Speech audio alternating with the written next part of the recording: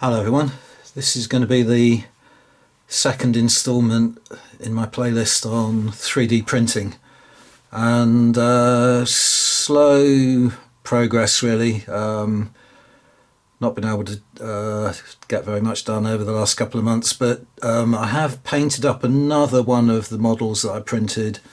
So I've shown you this model before, but I've now got it painted up. It's a file that I got off of Thingiverse, so free to download from Thingiverse, and it's a observation balloon or a Draken that's designed to be used in the game Wings of Glory.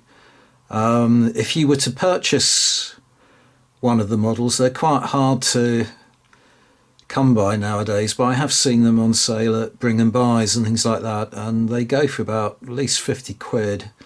So, another advantage really of 3D printing. Obviously the resin is fairly pricey, but this cost me a lot less than £50. To give you an idea of its scale as well, here is a model plane from Wings of Glory. So it's, as I say, the guy put it up specifically for use in the game, so it's ideal. I've based it, I made a bit of a, I don't know, it wasn't a mistake, but I'm not going to do the same thing again, but I've put it on a stand, a flying stand. I had a few left over, and they're from a company called Corsac, and in America, and the stands are called Omnistand, and you basically drill in a thread, and then this part here can unscrew, so you can dismantle it for storage. But it was kind of a mistake to do it, because it's unnecessary to have it on a telescopic stand. This thing could rise up, like a car aerial to about about 3 feet high. But when you do that, it's way higher than you need to play a game, and also very top heavy and unstable. And unfortunately, I had a look on their website recently, and Corsac is still around, but they don't seem to manufacture the Omnistand flying stand systems any longer. So I only had 3 left, and I've used one up unnecessarily on this model. What I'm going to do with future models, because I have got a couple of others printed off already, when I've painted them up, I'm going to put them onto flying stands that I'll make myself with bits of glass rod and magnets and so on, and that should do fine. And then to play the game, I can put them onto the cards that come in the box set of Burning Drakens and do that way. So yeah, this is good example of what you can do with 3D printing, and I'm quite pleased with the way it's turned out and so on. Not a bad model at all.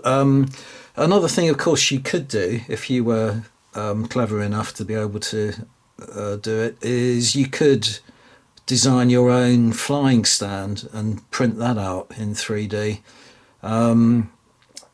There's some software called Blender, and that's probably with the software that this designer used to design the files for this model. But I've downloaded it onto my computer and I've had a go with it, but it's a bit beyond my capabilities at the moment.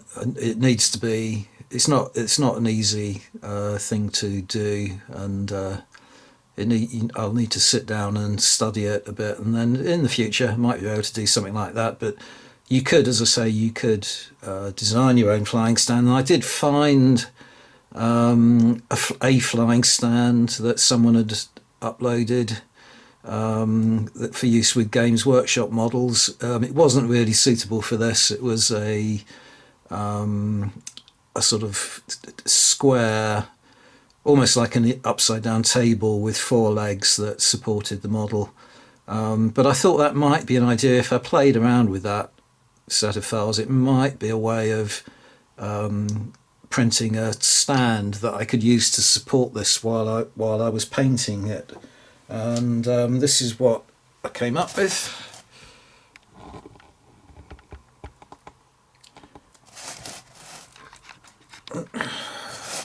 So there we are.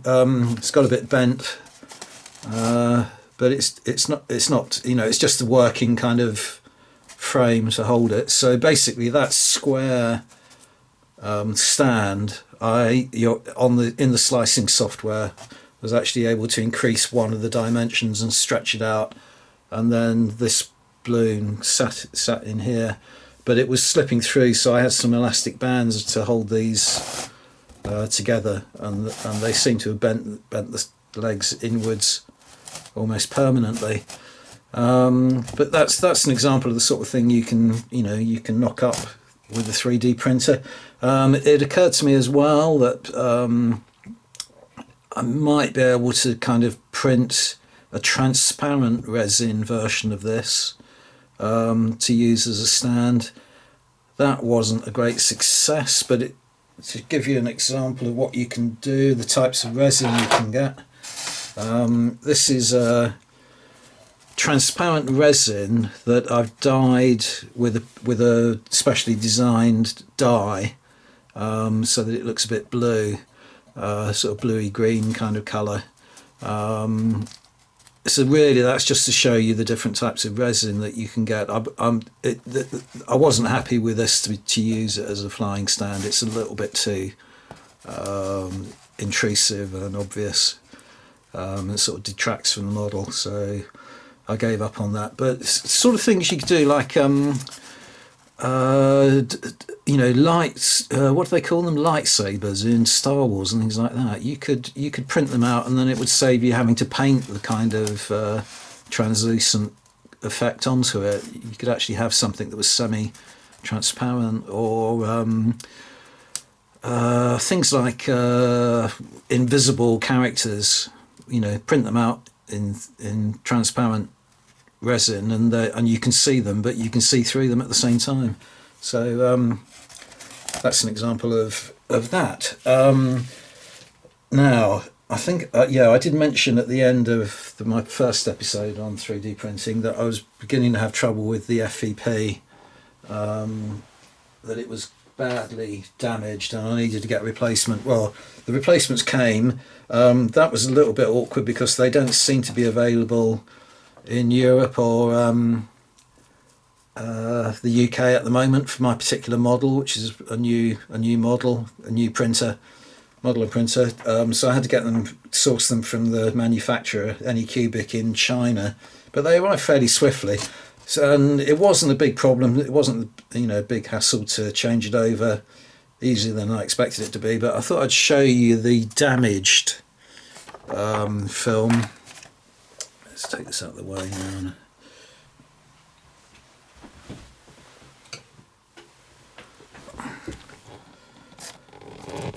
So I don't know whether you can make out all this area around the edge is going to be wrinkled and creased anyway, because that's the area that gets screwed into the vat. But the surface of this FEP is really puckered and damaged. It's almost at the point where it's been sort of pierced, and resin could flow through that, which would be a disaster. And of course it was causing lots of failed prints and so on. This whole area here, it was impossible to print anything on the plate that came into contact with the film here. So what I decided, I had to do a bit of diagnostics really to see why that happened so quickly. And what I've decided is that very early on, when I was experimenting with printing, I'd printed a lot of cannons and so on for the American Civil War, and they were printed in sort of vertical fashion, and they came out, I thought, okay, but in fact what I realised now is that they were partially failed prints, and there were tiny little residual parts of the muzzles of the cannon and so on dotted around that had clung to the film rather than to the build plate.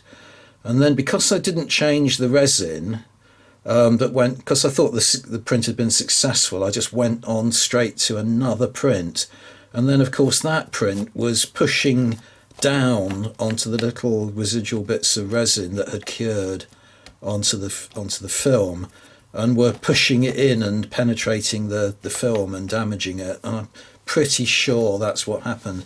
So what I've been doing now, and this would be a tip for anyone who's got a 3D printer or is just beginning, is whether you think the printer's been successful or not, between each print, always empty the vat of the resin and wipe the film on the vat clean, give it a good clean, and get rid of any sort of residual cured resin that's not where it should be.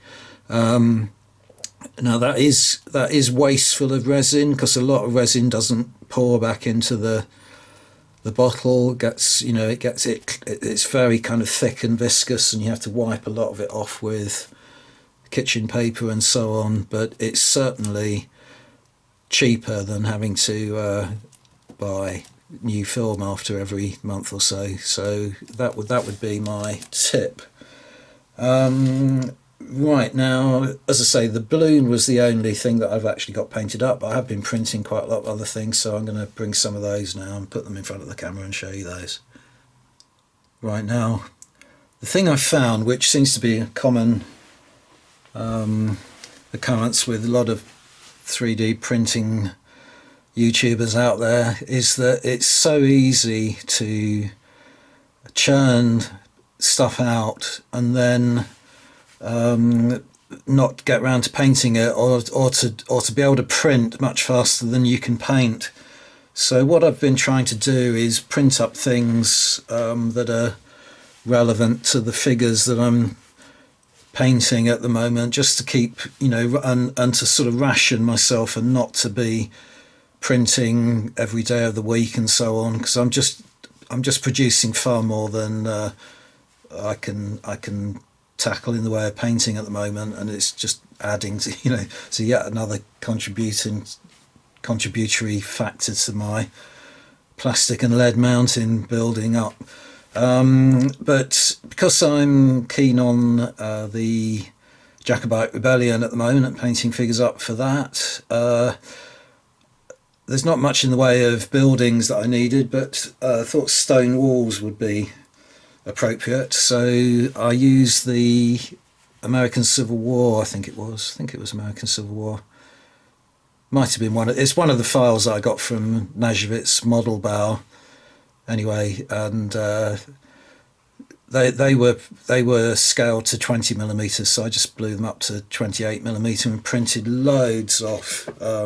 This is just a little example, unpainted. This is grey resin. I will paint this, but it's a sort of you could almost just put this on the table as is, or just give it a wash or something, because it's a fairly appropriate colour. But I'm gonna make a better job on that. But I've got yards of it now. There's a box, you can see, got a box full of stone wall pieces, and they're quite handy. These you get straight lengths, which are sort of blunt at both ends, so that you can join them together in that way. You get corners, again with blunt ends, but you also get single-ended pieces. So one end will have a flat surface, and then the other will sort of taper down to like that. So you can have single lengths of wall with two of those joined together, or you can have single pieces that don't have a blunt end at either end. So there's lots of ways you can configure this. So my first use for them is going to be just representing stone walls on moorland and so on, such as the walls that they had at Culloden. But it occurs to me now that these would be a better replacement for the stone wall that I've got for my model of Rorke's Drift, and I'm going to use these in future for wargaming Rorke's Drift rather than the stone walls that I've got already, which were just flat lengths. The reason being that these little sections themselves are going to be quite suitable for making the partitions that existed in the stone corral at Rorke's Drift, which wasn't just a perfect rectangle. So I'm going to be able to represent that more accurately in future games. So, you know, really handy for that amount of, you know, pre-printed or pre-molded stone wall. If you purchased it commercially, would be quite, you know, quite expensive. So very pleased with the way they turned out. And also sometimes they would fracture as I took them off the, I think there's an example there, as I took them off the build plate, but they glue together because it's very kind of, even if it's a, you know, a ragged break, it's still a very clean break. So, you know, just a little bit of super glue and you would barely notice that had been broken. So, you know, quite good for that point of view as well. Right, on to the next thing that I've printed.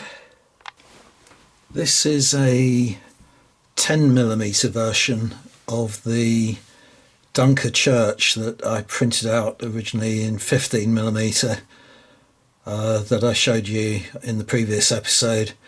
So two things about this to say really is, one, to show you how easy it is to just rescale a set of files to suit the size of figures that you use. So you know, 3D printing is really versatile for that. And the reason I did this was that I'm quite happy with the 15mm version that I printed up for my own games, but I gave another one to a friend of mine who wanted a model of the Dunker Church, and I could tell that he was a little bit taken aback by its footprint and its size. Really, he's one of those war gamers that prefers to use slightly smaller scale buildings in his war game. So I said I'd print him out a 10mm version, and I gave him a copy of this, and he's much happier with that now. So pleased about that. But the other thing is just to point out that you know, another type of resin that I use the black resin for this. You know, I'm thinking that with a lot of buildings and so on, black is probably the way to go. Not necessarily with the Dunker Church, because it had whitewash, sort of white walls and so on. So, you know, it makes it a little bit harder to paint. But for other things like wooden palisades and so on, I'm going to show you in a minute, you know, it might even be a better colour resin to use. So that's that. This is something that I'm not going to pursue, but I'd put it here to make another remark about 3D printing. It's a length of railway track, obviously, scaled to be 15mm, that I got again from one of the folders that I purchased from Najovitz Model Bow, and this definitely was in their American Civil War folder.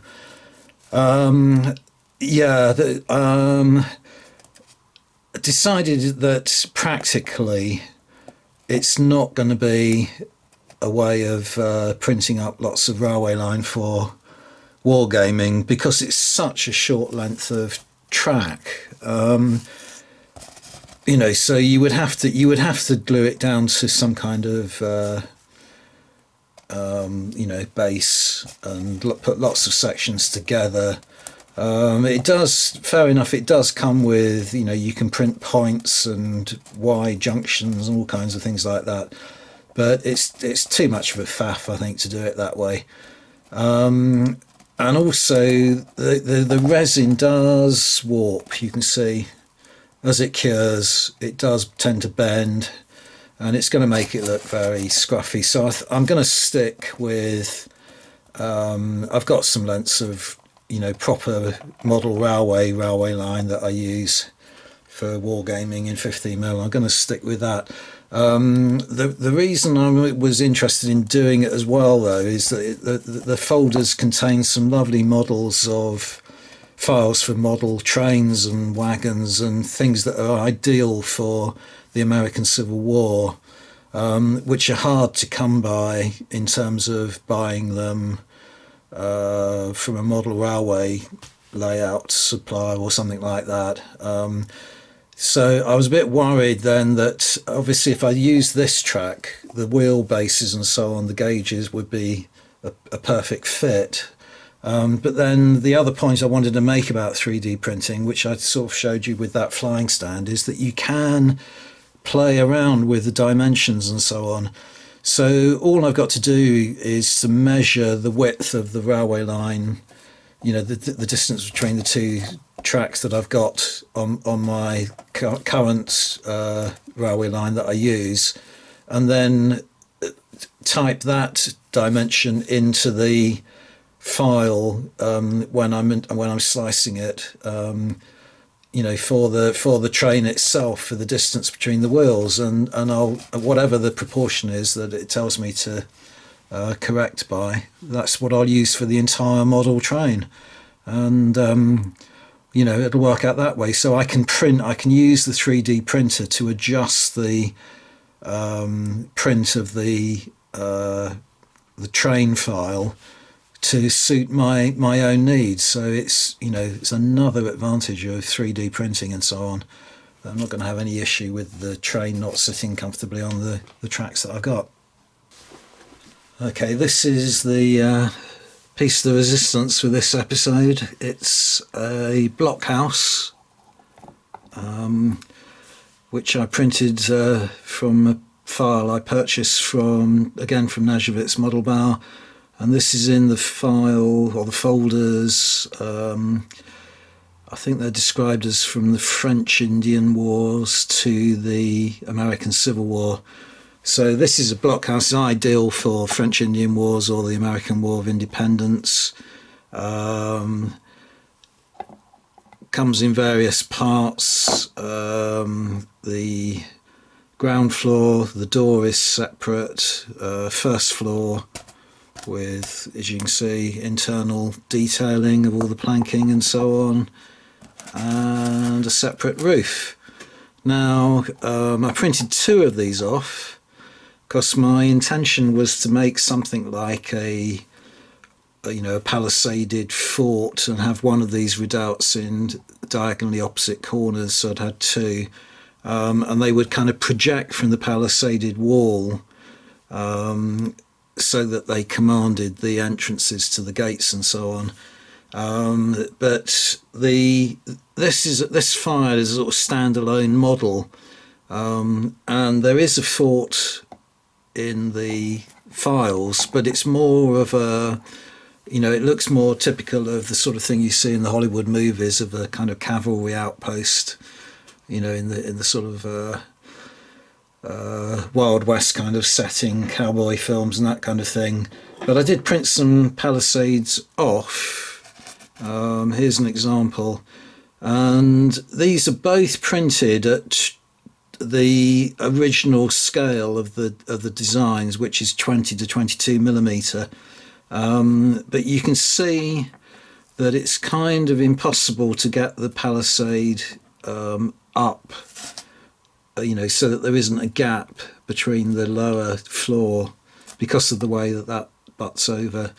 So I suppose I could print the walls so that they are that high, but I've given up on the idea for the time being, because the palisade walls themselves are also designed to have a walkway. So there's the walkway, and there are a set of legs, so it sort of goes together like so, somehow, roughly. But obviously, as you shrink the height of this down, you're going to have to shrink the height of that down as well, and then the proportions to meet, for it to match up with the walkway itself are going to alter. And if you make it any smaller than that, then you're not going to be able to stand 28mm figures on it, 25 or 28mm figures on it, which is what I want to do. And the reason I didn't print this any larger is that the upper floor, then the dimensions of it become too big for my build plate. so it wouldn't fit onto my build plate, which is unfortunate. But to me, this goes back to that thing about my friend preferring the smaller scale, footprint for his buildings in war games. That this looks perfectly suitable to me for 28mm war gaming. It's not kind of drastically out of proportion, I don't think. So I'm happy with it at that scale. Another trick might have been to slant the model that way, so that when you're printing it, you've got a lot more height that you can play with, and it gives you more than sort of 8 inches in height. But then you run into difficulties where you have to build in supports and so on, and that was causing me a few problems. So I did it. I settled for this. I'm perfectly happy with this. And that's all the kind of printed versions of things that I've got to show you this episode. The only other thing to say that I was really excited to see Najvit's Model Bow have now brought out a set of Napoleonic files which I've purchased. So far I have not had a great deal of success at printing the models up, but they've got a superlative range of options of buildings that you can print, virtually everything that you would ever need for the 100 days. So they've got all the buildings at Waterloo, not just the obvious ones like Hougoumont and La Haye-Sainte and La Belle Alliance. They've got Le Caillou, and they've got all the buildings that were at the based on contemporary prints that were at the Crossroads at Quatre Bras. They've got all the buildings you need for Plantes Noires and for Wavre, including a really nice the Pont de Christ bridge with the crucifix on the bridge. Looks really lovely. They've got the windmill at Ligny, so all those for the 100 days. But they've also got the Great Redoubt from Borodino. They've got a lot of generic buildings for the German campaigns, and also for Bohemia and Silesia, Saxony and so on. Really, really exciting.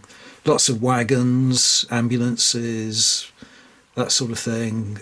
Really exciting, to get going and printing that. And my first thought was that I could use, as I'm planning to wargame the 7 Years' War in the future, to print up some 28mm versions of the generic buildings for Silesia and Bavaria and Saxony, and the German ones. But as I say, all the prints have been failing. And I think the reason for that is that they are very large. They do fit onto my build plate at 28mm, but they are very large and take up nearly all the surface of the build plate.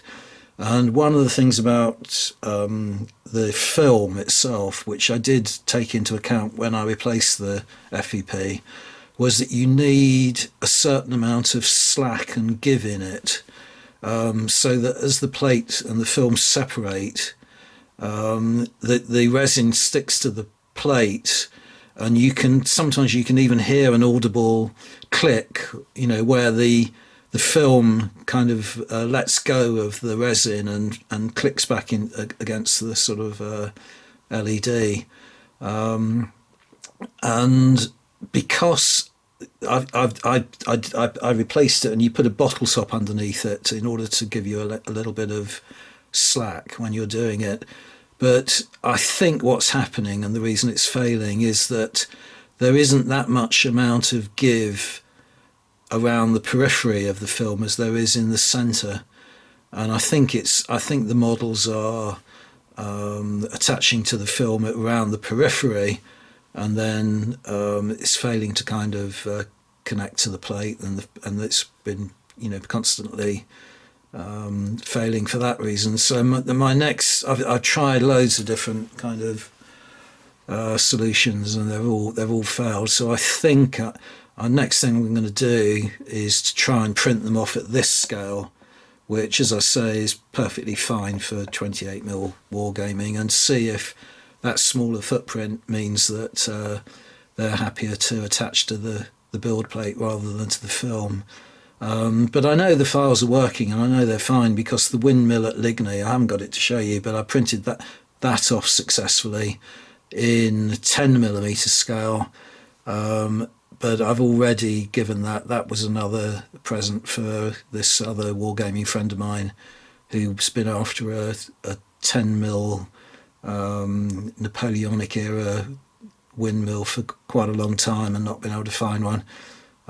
So I printed that off perfectly successfully and presented that to him.